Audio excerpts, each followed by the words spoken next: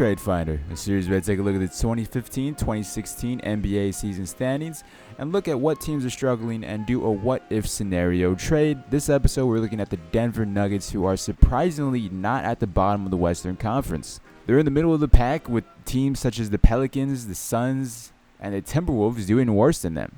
Nuggets fans everywhere seem to be upset that Danilo Gallinari did not make the All-Star team, which is kind of a stretch considering their record.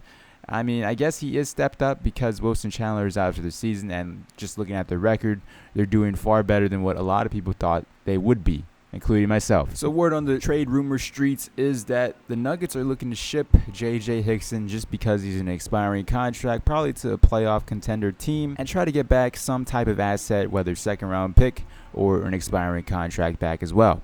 So with these three trades I proposed for the Denver Nuggets, all revolve around J.J. Hickson and probably throw in a second-round pick for the player the Nuggets get back as well. So with that said, we're going to start off with the unrealistic to most realistic trades, in my opinion. First one being between the Denver Nuggets and the Los Angeles Clippers.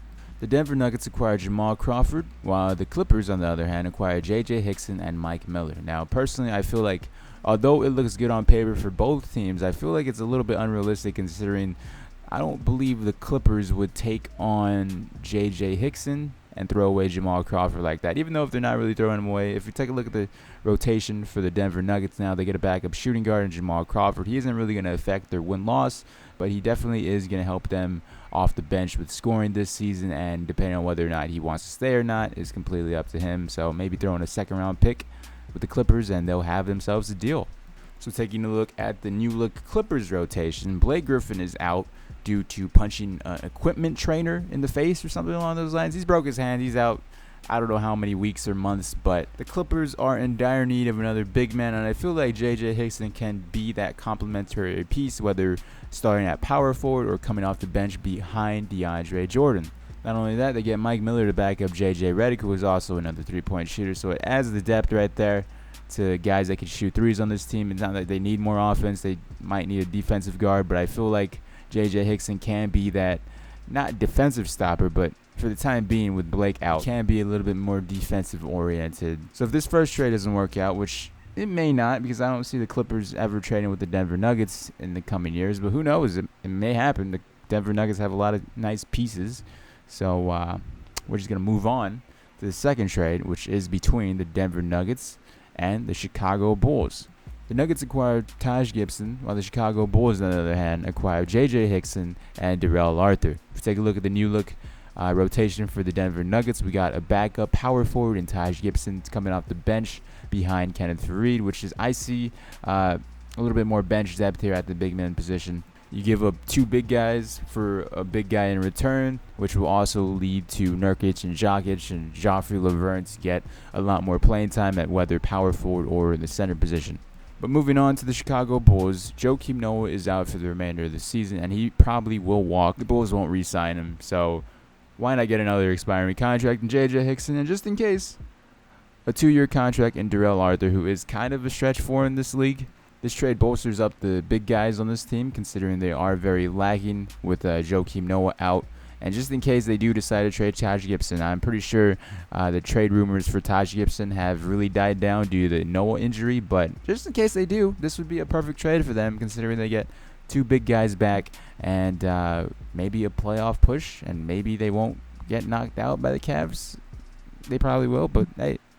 Now, the last trade is what I feel is the most realistic, because they send J.J. Hickson to a playoff contending team that may be struggling right now. And the Nuggets get a familiar face, a nice young pick, and maybe a second-round draft pick. Who knows? But next trade up is between the Denver Nuggets and the Miami Heat. The Denver Nuggets acquire Chris the Birdman Anderson and Janelle Stokes, while the Miami Heat, on the other hand, acquire J.J. Hickson and Mike Miller once again. So if we take a look at the Denver Nuggets new look rotation, Chris Anderson is just there to ride the bench. He's an expiring contract. Whether or not he decides to retire or re-sign for cheap with the Nuggets, he was a fan favorite back in the day, so I feel like this would be a perfect reunion, I guess, unless they're trying to go a completely separate way. Along with acquiring Jarnell Stokes, who is a young prospect. He has time to develop, and maybe a second-round draft pick, like I said, to make this deal more sweet. Well, the Miami Heat, on the other hand, I don't believe they're actually playing Chris Anderson. If he is, I don't see him on the court ever. He might be injured, but with this trade, they acquired J.J. Hickson to back up Hassan Whiteside, a better backup than Amari Stoudemire at this point in his career, if I do say so myself, along with getting Mike Miller, the killer, back on this team to add to the guard depth that they kind of need at this point. So overall, this is a great trade for both teams. More importantly, the Miami Heat. Like, they get 2 expiring contracts back, and just in case Hassan Whiteside leaves for max money, or Dwayne Wade decides to take less so Hassan Whiteside can get paid, it's a very interesting scenario next year for the Miami Heat, and I feel like these 2 expiring contracts add to that experience because it allows them to have more flexibility in the free agency.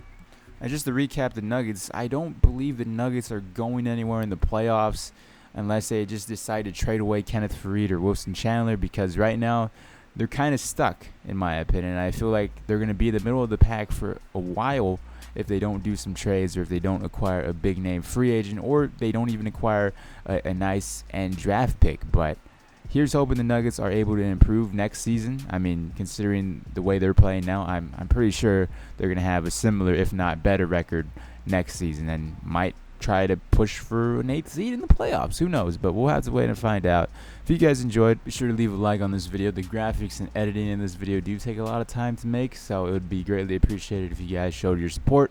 And I'll make another trade finder soon. Trade deadline is coming up, so that means I'll probably only have enough time to make 1 or 2 more of these trade finders. So be sure to leave in the comment section below what teams you want to see next, and along with your opinions on what trades would work for the Denver Nuggets. But with that said, I've been rambling. I'll let you guys go, and I'll see you in the next one. Bye-bye.